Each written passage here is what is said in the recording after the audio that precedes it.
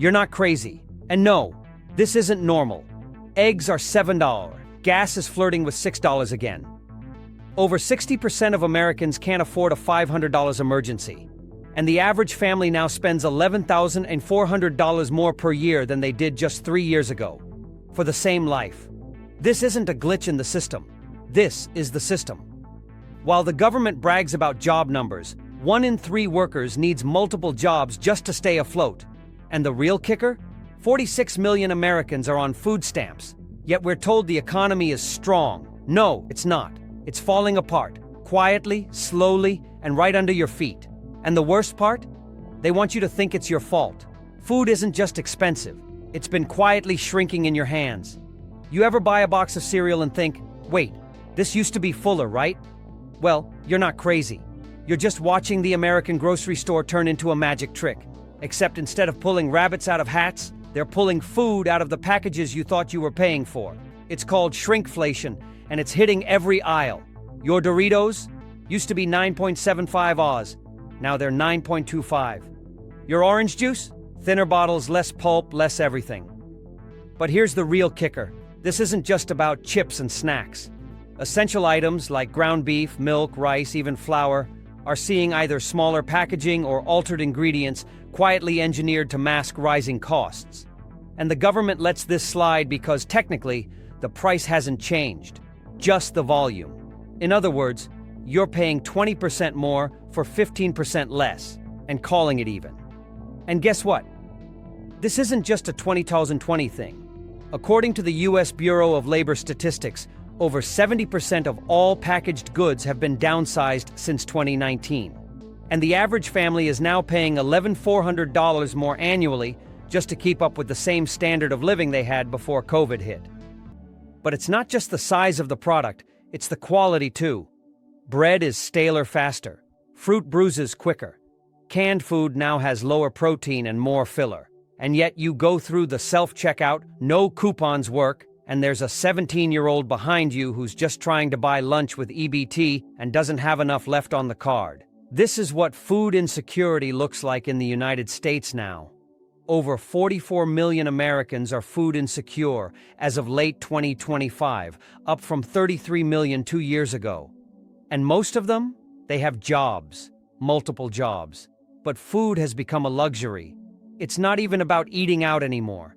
We're struggling just to eat in. But hey, profits are up at Kraft Heinz and Nestlé, so Wall Street says the economy is doing great. You still think this is normal? The death of the middle class isn't coming, it's already buried. We keep talking like the middle class is something we need to protect, but let's be real. It's already gone. What you're seeing now is the illusion of middle class, life being kept alive by credit, debt, and desperation. The average household credit card balance just hit $7,936 according to the latest Fed numbers, the highest ever recorded. And that doesn't include BNPL, buy now, pay later, which has ballooned so fast that over 46% of Gen Z now uses it regularly, just to buy groceries and gas. Like, forget the white picket fence and 2.5 kids idea. We're financing paper towels and peanut butter. A recent Lending Club study found 61% of Americans are living paycheck to paycheck, and that includes 49% of people making 6 figures. How is that even possible? It's possible because the cost of everything is outpacing income. The median rent in the US is now $2,092 a month. Want to buy a house? The median home price hit $431,000 with average mortgage payments hovering around $2,800 a month. And that's assuming a good interest rate. And let's not even start on healthcare. Americans now spend an average of $13,493 per person annually on healthcare expenses, more than double what the next highest country, Germany, spends. And while we're told to invest in retirement and stay the course, 1 in 3 adults has $0 in retirement savings. 0. Meanwhile, the wealth gap is exploding. The top 10% of Americans now own nearly 70% of all U.S. wealth, up from 60% just a decade ago. So no, the middle class isn't dying. It's already buried, and the headstone says, "Here lies the dream we were promised but could never afford." And the worst part? We're still told that if we work hard and budget better, things will be fine. As if 16-hour and a coupon app can save you from systemic collapse. This isn't just bad luck. This is economic warfare dressed in khakis and spreadsheets. Behind the grocery store, a supply chain held together with duct tape and denial. Let's talk about the supply chain, because the shelves might look full, but what's happening behind the scenes is a game of logistical Jenga, and we're one trucker strike or drought away from a full-on collapse. America imports nearly 32% of its fruits and vegetables, with key staples like tomatoes, avocados, and bananas all coming from increasingly unstable regions. Mexico? Facing historic droughts. South America?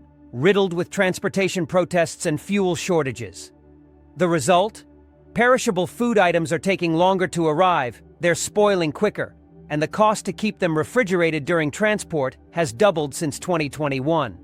But that's not the only issue. Domestically, we've lost over 11,000 small farms in the last 2 years alone, according to the USDA. Why? Because inputs like fertilizer, diesel, and even animal feed have spiked over 45% since 2020. And the next generation of farmers? They're not coming. The average American farmer is now 59 years old, and fewer than 5% of farmers are under 35. Who's going to grow the food in 10 years? Robots? Corporate megafarms? Maybe. But they won't grow it for your table. They'll grow it for export and for profit. Oh, and remember how we rely on just a handful of massive distribution hubs to feed entire regions? One cyber attack, like the one that hit JBS Meats in 2021, and entire meat supplies vanished from shelves for weeks. Now apply that to grain, dairy, or produce. It's a brittle, just-in-time system built for Wall Street, not Main Street. And every week you see it glitch a little more. Out-of-stock baby formula, empty freezer sections, delayed shipments on staple goods. But don't worry, the PR team says it's just a temporary disruption. What they won't say is that our food system is being pushed to the edge, and there's no real backup plan when it breaks. Just hope you have a Costco card and space in your freezer, because resilience isn't coming from the top. It'll be your responsibility when the trucks stop rolling. The grocery store isn't just expensive. It's becoming a crime scene. You know something's wrong when police departments are quietly increasing patrols around grocery stores. And no, it's not to catch shoplifters stealing luxury items. It's bread, rice, diapers. In some cities, stores have started locking up baby formula behind glass like it's a Rolex. Let me say that again. You need an employee with a key to get food for your infant. And if that doesn't tell you how far we've fallen, I don't know what will. In places like New York, San Francisco, and Chicago, grocery store thefts have spiked over 40% in the last 18 months. But here's the part no one talks about. It's not criminals looting for fun. It's families who can't afford dinner. Even Walmart's CEO said publicly last year, theft is now baked into our pricing. That's corporate speak for everyone's paying more because people are desperate. Now let's go deeper. Food deserts, areas where no affordable, healthy food exists, are exploding. Over 53 million Americans now live in food deserts, according to the USDA. That's 1 in 6 people who literally can't find a decent grocery store within reasonable distance. And when there is a store, it's a Dollar General, charging $6.99 for a box of cereal and calling that a deal. Rural areas are worse, entire counties with one chain store left, and it closes at 5 p.m. Meanwhile, grocery giants like Kroger and Albertsons are merging, cutting jobs, and shutting down underperforming locations. Translation: poor neighborhoods. This isn't just food insecurity anymore, it's food apartheid. It's a system that deliberately strips low-income communities of access while corporate executives rake in billion-dollar profits and government regulators look the other way. And when families get caught stealing, they're labeled criminals instead of casualties of a broken system. So next time someone tells you everything's fine because the shelves are full, remind them that what's on the shelf doesn't matter if you can't afford to take it home. And now even trying to take it, literally just trying to feed your kids, can land you in jail. How is this not an emergency? You're being taxed to death, but it's not the taxes you think. Most people hear the word tax and think income tax, maybe sales tax. But that's not where the system is really bleeding you dry. The modern American is being gutted by silent taxes, the kind you don't see until your bank account is already empty. Start with inflation, which is functionally a tax on the poor and the middle class. In 2021 alone, inflation was 7%. In 2022, it was over 9%. And in 2023 and 2024, while cooling, the average price of essential goods still rose 3 to 6% year over year. That adds up. The Federal Reserve might pretend inflation is under control, but your grocery bill and gas tank say otherwise. Then there are insurance premiums, which are skyrocketing so fast, they're basically a second mortgage. Health insurance for a family of 4? Try $2,200 a month on the marketplace if you're self-employed. Car insurance? Up 26% in 2024 alone, with the average American now paying over $2,500 a year, even with no tickets or accidents. And that's not even touching homeowners insurance, which has ballooned by 40% in states like Florida and California, because climate disasters are becoming so frequent that insurers are pulling out entirely. Now you've got mortgage lenders demanding you carry special policies just to keep your loan. And don't forget junk fees. Those little charges tucked into everything from your internet bill to your airline ticket. The Biden administration even started cracking down on them because Americans are paying over $65 billion per year in hidden charges. Oh, and property taxes? Those have gone up in 82% of U.S. counties over the last 3 years, even when home values have declined. So yeah, the IRS might take its share every April, but the real robbery happens every day you live in this country. Every utility, every product, every swipe of your debit card has a fee built in. But billionaires? They dodge all of this with tax havens, loopholes, and offshore tricks. The rich buy art to avoid taxes. You buy cereal and get punished for it. And they call this freedom? The rural collapse is already happening, and no one's talking about it. You want to see the real collapse? Don't look at Wall Street or the cities. Drive out 90 minutes past any major metro and you'll find entire communities silently dying. I'm talking about small towns where the factories closed in 2008, the pharmacies shut down in 2020, and the last grocery store pulled out last year. Rural America isn't just struggling, it's being erased. Hospitals? Gone. Over 200 rural hospitals have closed since 2005. And over 600 more are at risk, according to the National Rural Health Association. That means when someone has a heart attack or a stroke, they're driving 50, 60, even 100 miles to get care, if they even survive the trip. And don't expect broadband. Over 42 million Americans still don't have access to high-speed internet. We talk about AI and the future of work, but millions can't even apply for a job online because the system forgot they exist. Schools are underfunded, teachers are underpaid, and suicide rates, especially among farmers and rural teens, are skyrocketing. The CDC now ranks rural counties as having some of the highest rates of mental health crises and addiction overdoses in the country. And the few jobs that are left, they pay poverty wages. Dollar General is the largest employer in some of these places. Think about that. One chain store selling off-brand detergent and expired pasta is the only place offering jobs in towns that used to build America. And then there's food. You've got cattle farmers who can't afford to eat beef, dairy farmers dumping milk because processing costs are too high. It's not just cruel, it's insane. And the government's solution? Let corporations buy up the land, slap solar panels on it, and call it progress. But what happens to the people? Where do they go? Who helps them when the last bus stop gets shut down and the nearest emergency room is 2 counties away? The truth is, we're letting entire communities crumble in real time, and nobody's coming to save them. Not the government, not Wall Street, not even the media. It's collapse in plain sight, silent, slow, and devastating. Your paycheck is an illusion, and it's disappearing faster than ever. We need to talk about wages. Because let's be real, you're not earning what you think you're earning. The number on your paycheck? That's a lie, dressed up in direct deposit and tax withholding. After taxes, insurance, 401k deductions, if you're lucky enough to even have one, then subtract rent, gas, utilities, groceries. What's left? Maybe $200 at the end of the month, if that. A 2025 report from Lending Club revealed that 78% of full-time workers now live paycheck to paycheck, up from 63% just 2 years ago.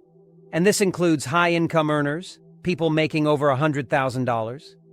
It's not just a low-wage problem anymore. Wages haven't kept up with inflation in any meaningful way. The average real wage, adjusted for inflation, has been stagnant since the 1970s. Let that sink in. Your grandparents could raise a family of 5 on one salary, buy a home, own a car, and retire with a pension. You're lucky if you can afford a dentist visit. And don't forget the gig economy, where millions now drive for Uber or DoorDash just to survive.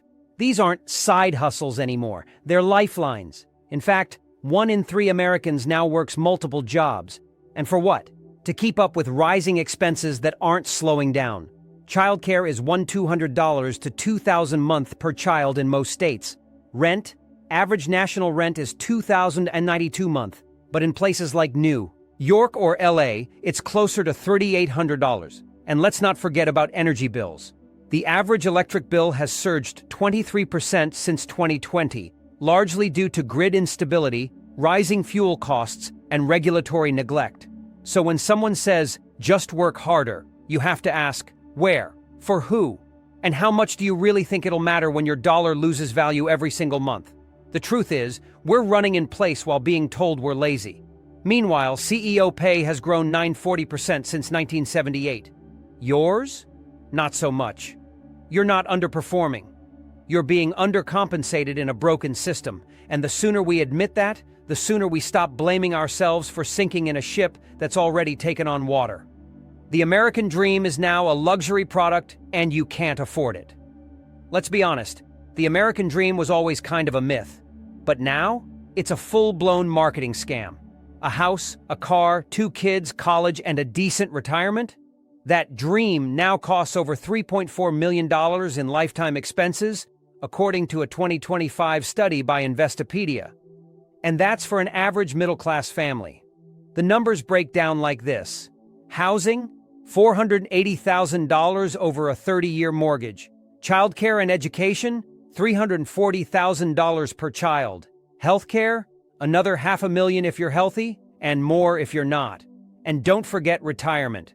To retire comfortably, Fidelity now recommends having at least 10x your annual salary saved.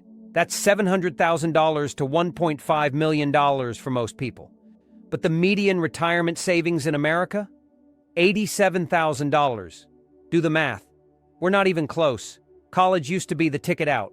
Now it's an anchor. $1.77 trillion in student loan debt is currently crushing Americans, some still paying into their 50s and 60s.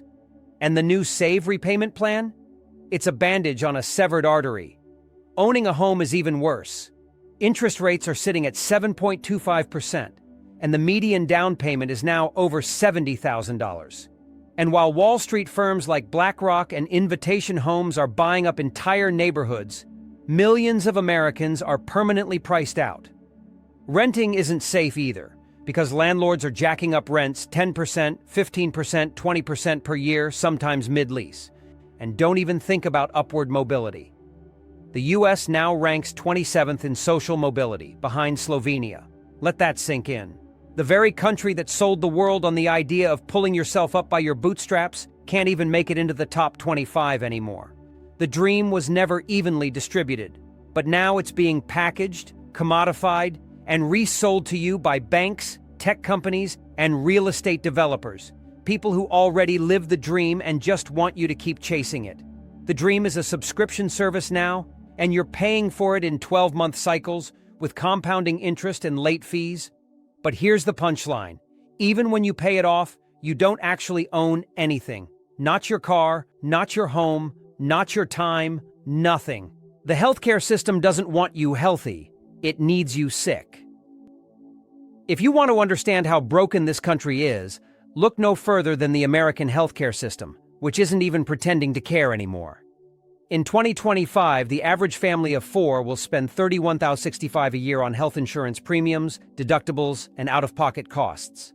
That's not care, that's a ransom. You are literally paying a five-figure bribe every year just to maybe not go bankrupt if you get sick. And even then, 66% of all personal bankruptcies are still caused by medical debt. You know what that means? Health insurance doesn't protect you. It delays your financial death.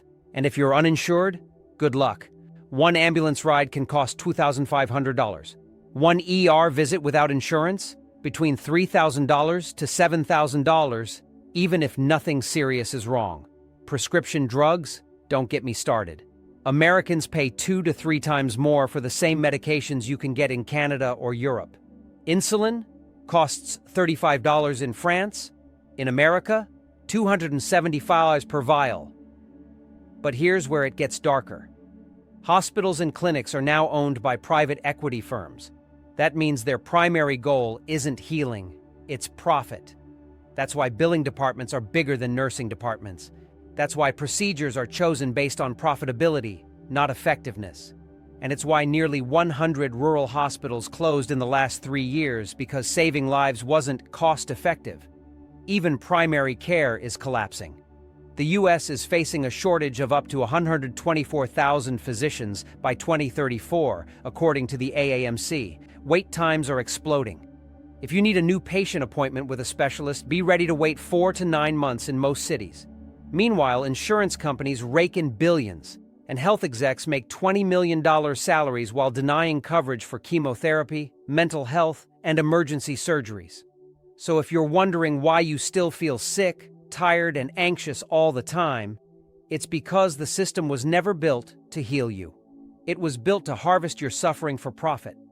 And the more broken you are, the more valuable you become. That's not healthcare. That's a business model with a body count. America isn't collapsing someday. It's collapsing right now, and no one's in charge. You're not imagining it. The chaos you feel every time you open your banking app, swipe your card, check your inbox, or scroll the headlines, that's not noise. That's the system unraveling in real time. America isn't approaching collapse. It's in collapse right now, and the terrifying part is, no one is actually in charge. Look around.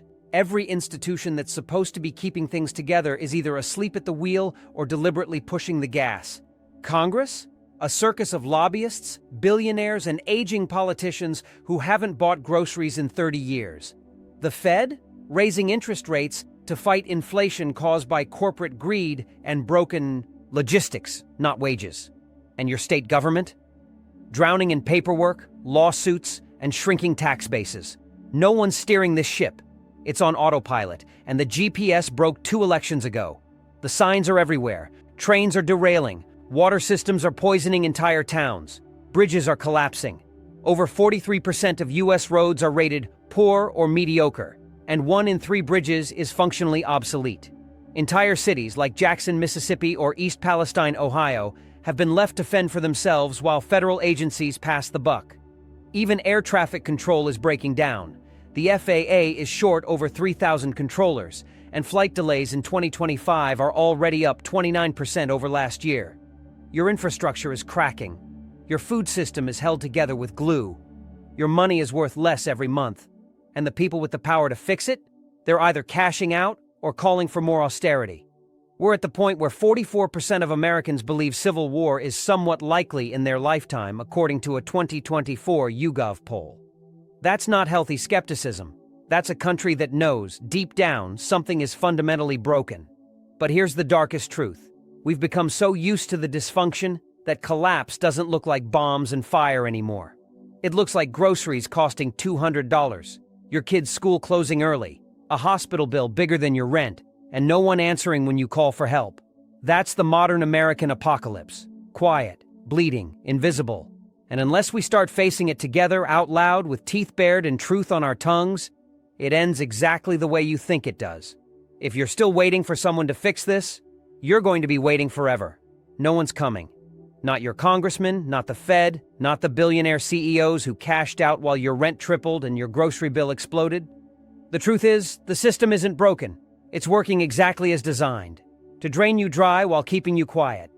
While you hustle 3 jobs, argue over gas prices, and swipe your card for bread you used to buy without thinking, they're buying up the future. You've got a choice now. Wake up, speak up, stack up, stock what you need, pay off what you can, learn the skills they stopped teaching on purpose, help your neighbor, watch who's getting rich off your struggle. Because this collapse, it's not a theory, it's not coming someday, it's already here. And the only way to survive it is to stop pretending it's not. If this hits you hard, you're not alone. Share this video, drop your story in the comments, and if you're ready, stick around. We're just getting started.